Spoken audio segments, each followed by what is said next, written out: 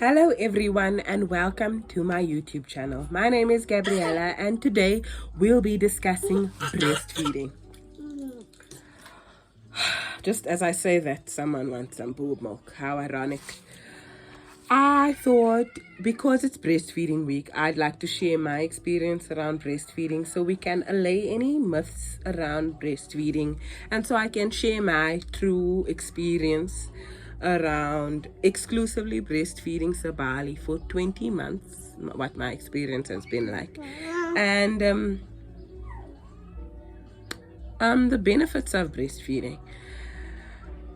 For the raw honest truth, the first 3 months felt like a bit of a horror story where breastfeeding was concerned. The older she got, the higher her demand for breast milk became, and she would be sucking on my boobs for longer periods of time more frequently throughout the day. This resulted in my nipple skin literally being sucked off.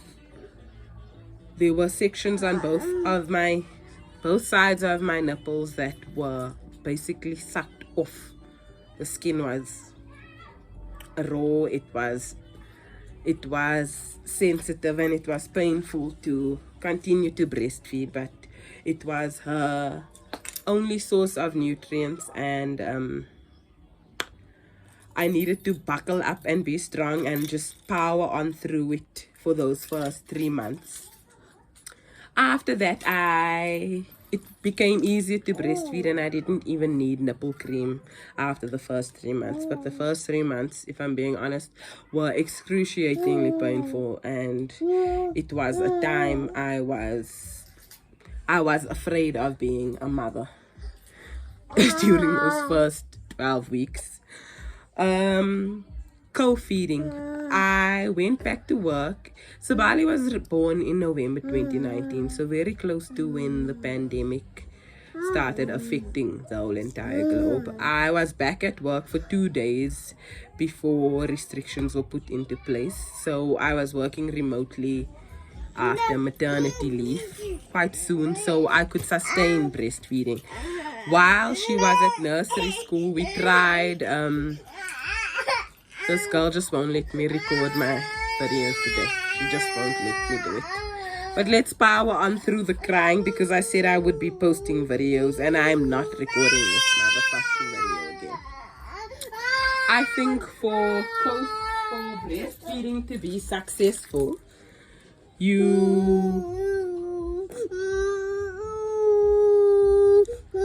need to be co-sleeping, because they wake up so frequently. Please sleep. Because they wake up so frequently. Because they wake up so frequently in the night, what worked for me was co-sleeping. Having her there, I could feel her wrestling and waking, and I knew that indicated that she was hungry. So I would just whip my boob out and we would both go back to sleep, and I would wake up with my boob out the next morning. I think if she was sleeping in another bedroom, I would have to, in order for me to hear that she was awake, she would have to start crying, and I feel like that would mean me getting out of bed, having to fetch her from a different room, it just seems like a lot of admin. So co-sleeping worked really nicely in my breastfeeding experience. Social judgment and staring. People really have no way of reading the room. They are more interested in minding your business, that they don't even see that you see them staring at you. You are just trying to feed your baby and calm them down so you can go on about your day, but people are staring at you as if breastfeeding is some outdated way of thinking, and that I should just have a bottle and feed my baby the modern way. You know what I mean? I'm very grateful that I had a that my supply was good enough to sustain breastfeeding up until this point. I'm really lucky, because for modern day working moms, work really it really gets in the way of the relationship between mother and child where breastfeeding is concerned. And I hope that in future workspaces make it easier for mothers to sustain breastfeeding.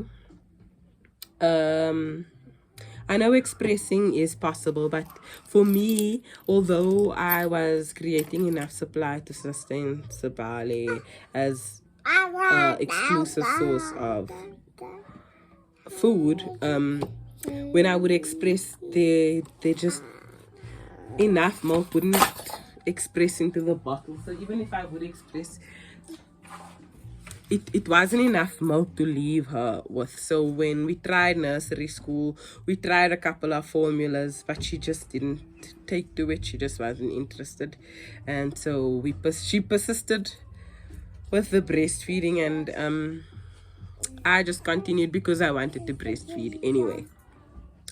The admin of bottle feeding, I just couldn't see myself and can't see myself now having to sterilize and wash every teat, every bottle, every cover, every lid.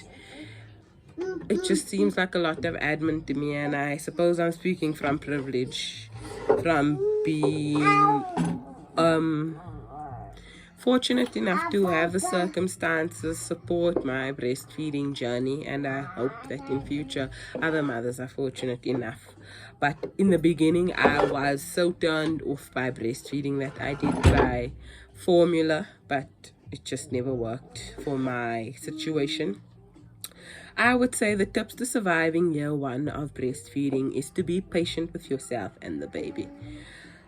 Your only job in the beginning is to make sure that your baby is happy and healthy, and if you are choosing breastfeeding as an option, I would say don't be too hard on yourself in the beginning, especially if you are going to be breastfeeding and working remotely from home. This baby is so loud in the back. Somebody help me. I would say feed on demand. Your baby isn't starving and you are creating enough milk. But breast milk digests quicker than formula, so breastfed babies need to be fed more frequently. You do not need to be adding porridge or formula to your breast milk to make baby fuller. And when people tell you this, you can simply say that breast milk is sufficient and that she is getting enough food, unless a pediatrician or a medical professional says otherwise. I'm not a medical professional, I'm just speaking on my experience. Stay hydrated. In the beginning, when I started breastfeeding, I'd never experienced a thirst to that level ever in my whole entire life. Keep a water bottle close by because you are going to be thirsty, mama. I would say eat a well-balanced meal and eat frequently. I thought I was hungry during pregnancy, but after giving birth and needing to create food for someone else from my body, I was hungry all the time and I needed food, lunch, breakfast, supper, and many snacks, healthy snacks in between. Put your OCD habits on hold. Breastfeeding is a full-time job. It is a full-time job. So if the dishes in the sink are piling up, or if the laundry basket is a bit more full than usual, give yourself some slack. You'll get to all of those things. Just make sure that you are okay and that your baby is healthy and nourished. My last point is to accept help from others. Although Sabali's father wasn't very helpful in the beginning, he was on Ghost. I wanted to isolate myself, and that wasn't beneficial to Sabali or I. So when my mother would offer help, I would accept her help, and it really alleviated. Take a nap if you're tired, girl. She wants Elmo now.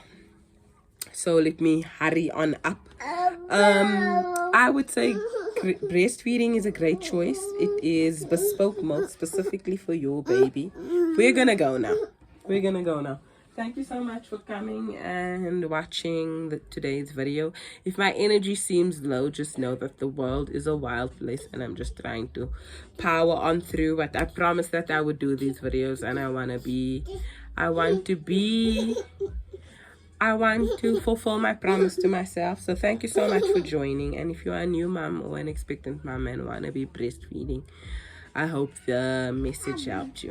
Thank you. Bye.